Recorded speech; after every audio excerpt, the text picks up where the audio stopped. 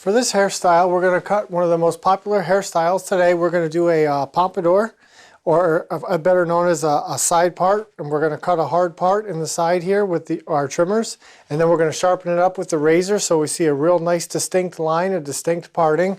We're going to do a 3-finger taper on the sides, and we're going to do a real close 1-finger taper around the edges to blend it right into his beard. And as we spin him around, and you see what we have going on his neckline here, that 1-finger taper around the outline is going to clean all this up, and it's going to blend in these two thin or bald spots right on the back of his neck where it grows down low. So we're going to fade that out nice and close, really low, and then when we style it, we're going to use a dry paste, and then we're going to put a firm hold gel in it to shine it up a little and to get it to stand up and lift up a little bit. Okay, we're going to start in the top section, and we're going to use a thinning shear over comb technique. I like the length his hair is at now for the style that we're going for, but I want to take some of the thickness out so we can get the hair to stand up and to lift up when we style it. So I'm going to go through the top, again with a scissor over comb technique with the texturizing shear. I'm angling the comb up towards the front because I want to leave the bangs or the front length longer. I'm using a white colored comb so I can see the contrast with the dark hair.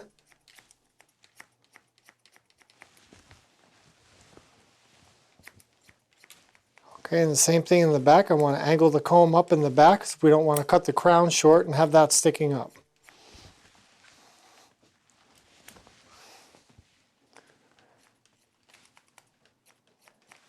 Now when I make sure, and the last thing I want to make sure of is that the comb is completely parallel to the floor as I cut the top, because we want to keep the weight. We want to keep the weight in the corner, so when we comb it to the side, and when we comb it back, there's enough hair in the corners to stay back.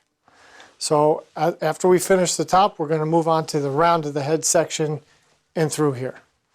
Okay, now we're going to cut the round of the head section, and we're going to do the same thing that we did on top. I don't want to cut length, I just want to go through and texturize it. So I'm going to comb it forward in the direction that it grows, and we're going to remove some of the thickness. And a little bit in the corner of the front and the corner of the bangs. So by removing some of that thickness, the hair is going to stay back much easier. And we're going to go around that whole section and do the same thing before we start our taper with our clippers.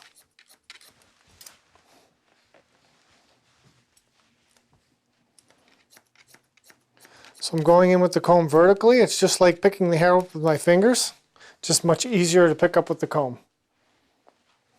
I want to make sure I have that part right where I'm going to cut the part in.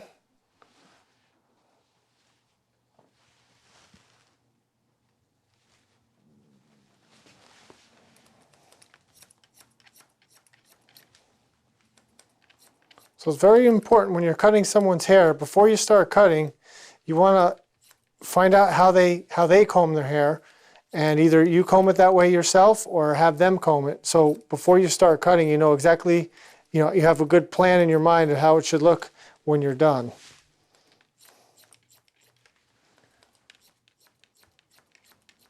Okay, now that completes the round of the head section. So now we have the top texturized and the round of the head area texturized, and you can see already now that it's not as thick there. And now we're going to go in and do some clipper over comb and use our blades to taper the hair out.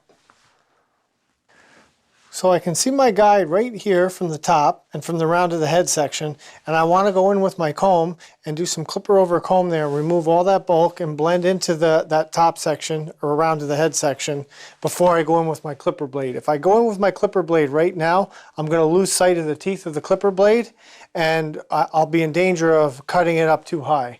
And if we shave up too high, there's going to be no room to blend, and we'll wind up blending past the round of the head, which will really mess up the balance of the haircut. So this is a very important step that we create our guide first before we go in with our clippers and leave a big shelf.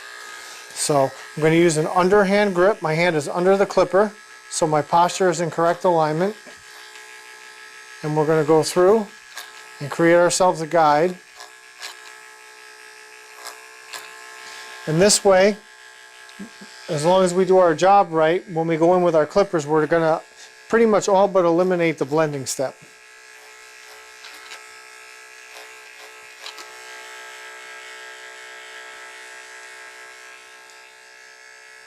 So we're going to go all the way around the head.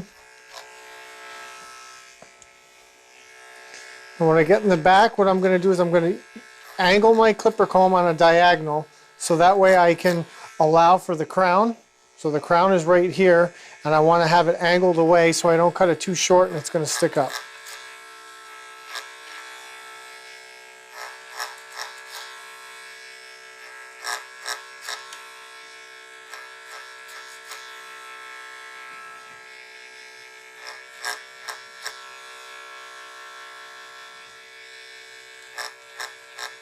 So I'm just going to follow the contour of the head. Now on the part side, you have to be really careful not to go up too high or cut it too short, because this hair wants to pop out. It wants to stick out because there's not as much hair on the part side to hold to weigh it down as on the opposite side.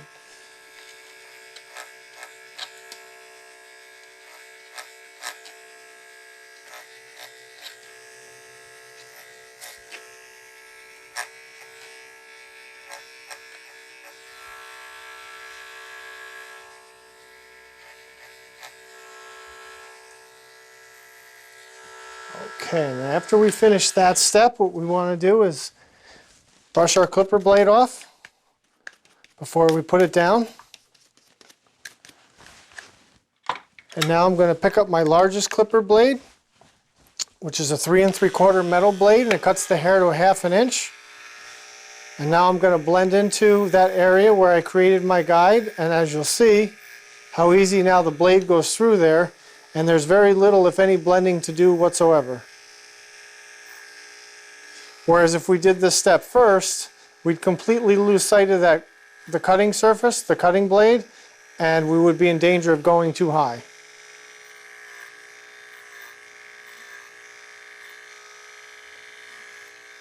So a big reason for being able to get done with your haircuts more efficiently, faster, more accurate, is eliminating the blending step.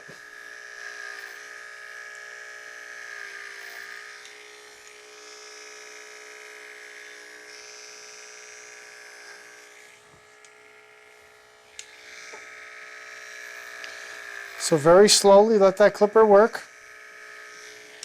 We're going to work our way around the head shape.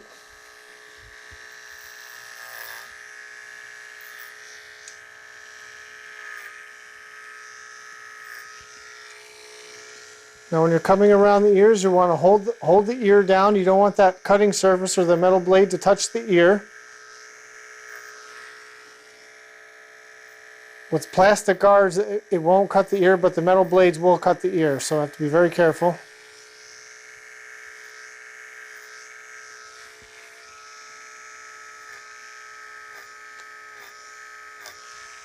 So now the next step is I'm going to take a number 2 blade, which cuts the hair to 1/4 inch. I'm going to skip the in-between blade because we're not going to go up as high. We're just going to stay about a 1 finger width around the edges. And we're going to taper around the edges with that. Now by tilting the blade up like this, I make it a little bit longer.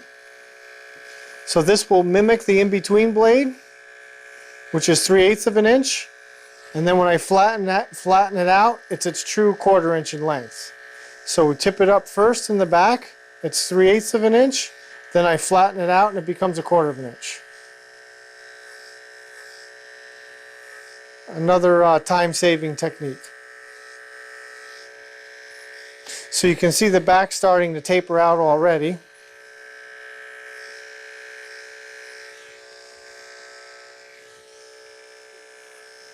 So we're going to do the same thing on the sides.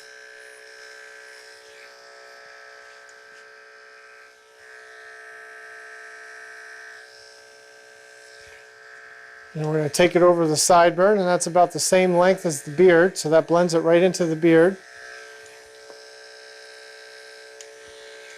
And then the next step is going to be to take our 1 1/2 blade, which is our blending blade, and we're just going to touch up that area. Very little work has to be done. We're going to take the tip of the blade and run it across the comb. And that cuts and blends at the same time. We're using a large, light colored clipper comb.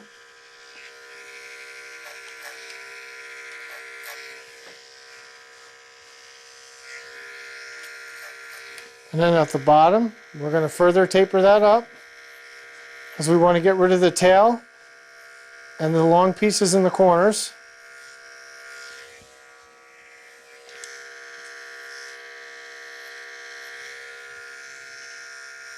Have the comb at a 45-degree angle as we're working our way around to allow for the crown so that it's not sticking up.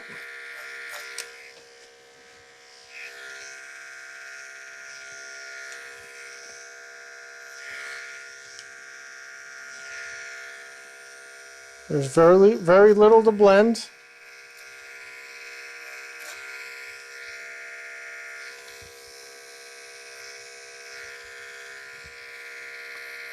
Okay, now that we've finished with that step, we're going to move on to our adjustable clipper and finish the taper around the outline of the haircut. We're continuing on with the taper around the edges with our adjustable lever clipper, which just means that it has a lever on the side that adjusts the size of the blade. The advantage is you don't have to keep taking blades on and off, which is very handy for cutting around the ears and tapering the back of the neck and for short fades. So we're going to pull the ear down. And when you pull the ear down, you can see the hair pop out. We're going to take the clipper in the open position at a 45-degree angle and go around the edges. And then we're going to spin him around and we're going to tilt his head towards the side and use the scooping motion. Same thing on the bottom. I want to keep the clipper blade parallel to the floor when I'm doing this. I don't want to round the corners. Guys shouldn't have rounded corners unless they absolutely want them.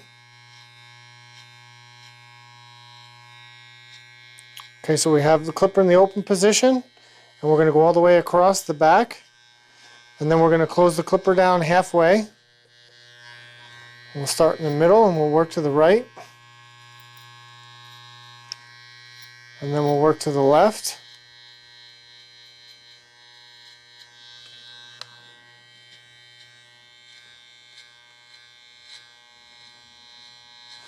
Then we're going to close it down all the way and not go as high.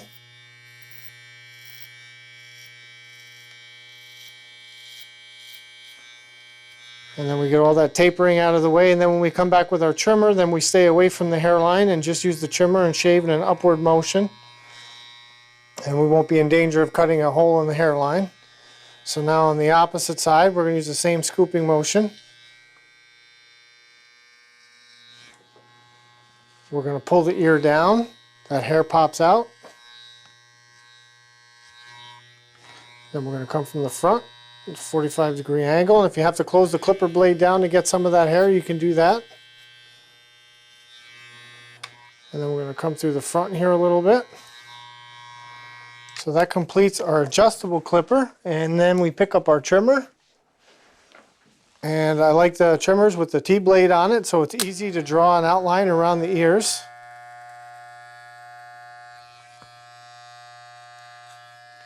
So we don't want a big arcing outline so there's a white space in between, but we want to just take it off the ears.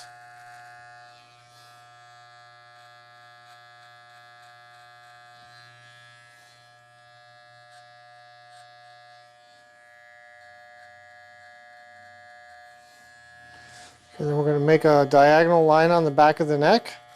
We're just going to very lightly touch it to the skin, and then we're going to turn the clipper around and shave to it.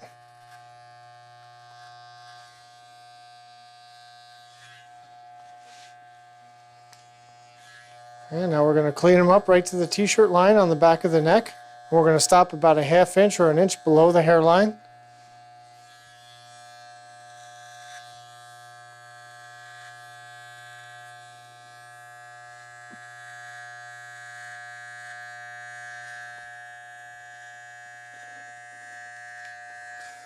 We're going to bend the head to the side. We're going to do the same thing on the other side. We're going to make a line. We're going to touch the clipper very lightly to the neck.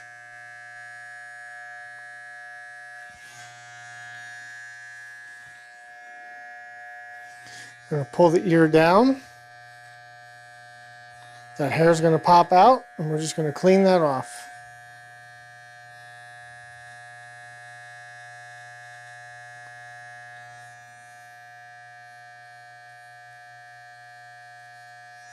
Okay, and that finishes the haircut. We're going to move on to cutting the part into the hair. Okay, now we're going to cut the line in. We have the part exactly where we want it.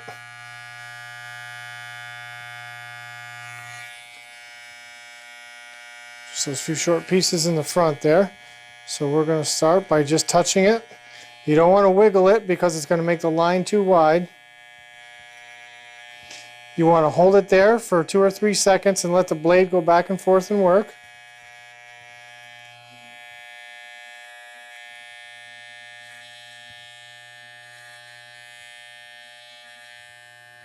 And we're going to go back to the pivot.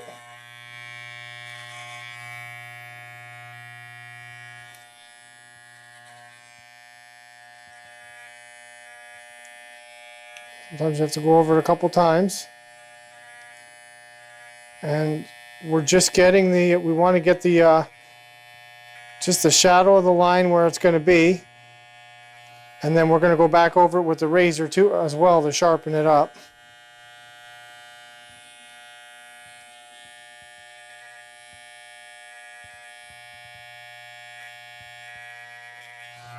Then we're going to turn the clipper upside down and get it from the other angle.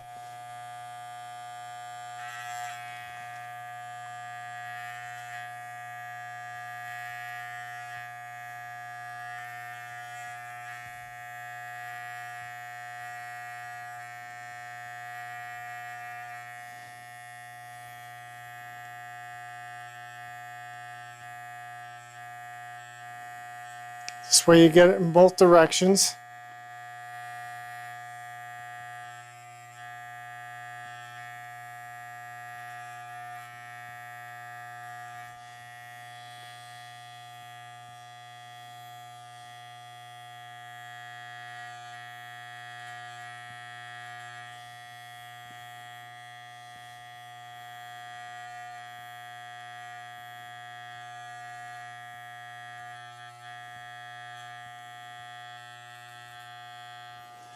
Okay, and then we're going to come back with the razor and sharpen that up so you can see it more clearly.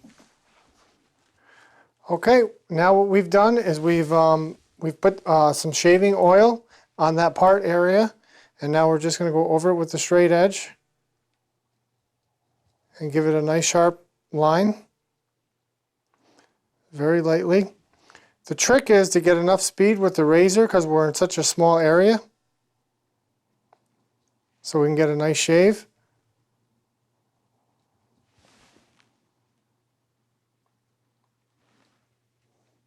You want to hold the hair out of the way in the part area.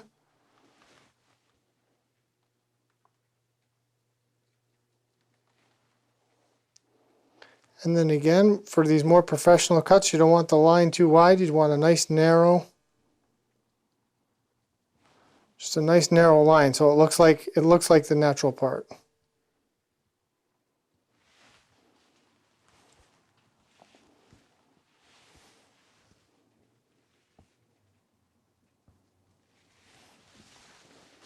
So then right there, you can see we have a nice straight line. And it looks like his natural part, and it's not too wide. But the razor is the key. So we put a little bit of shaving oil on there and a light touch with the razor, and we get that nice straight line. So now that we have the line cut in, we're going to go through and we're going to put some light gel in the hair, and we're going to blow dry it backwards, and then we're going to finish up with a styling paste.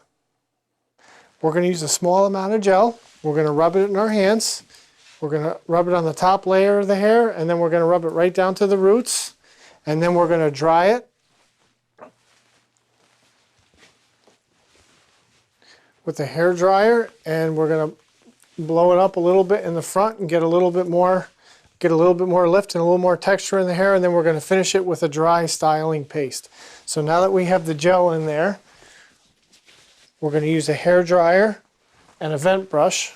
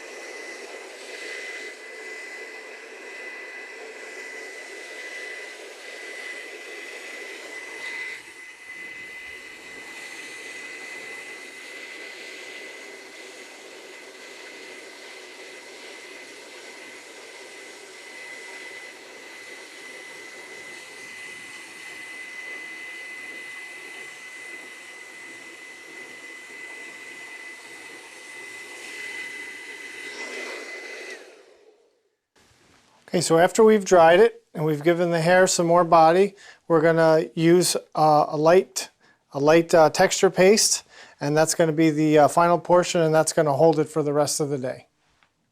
So now we have the styling paste. We're going to rub it together in our hands. Really good. We're going to start on the top layer, and then we're going to get right down to the roots, on the sides, in the back. And then depending on the look, you could use a comb with fine teeth or a vent brush with wider teeth. Just depends, or you could just use your fingers if you want, depending on how perfect of a look or a style that you want. In this case, we chose to use a vent brush.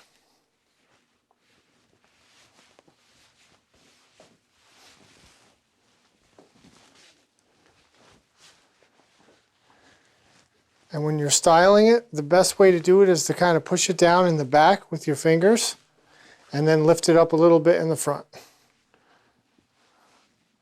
And here we are with the 360 view.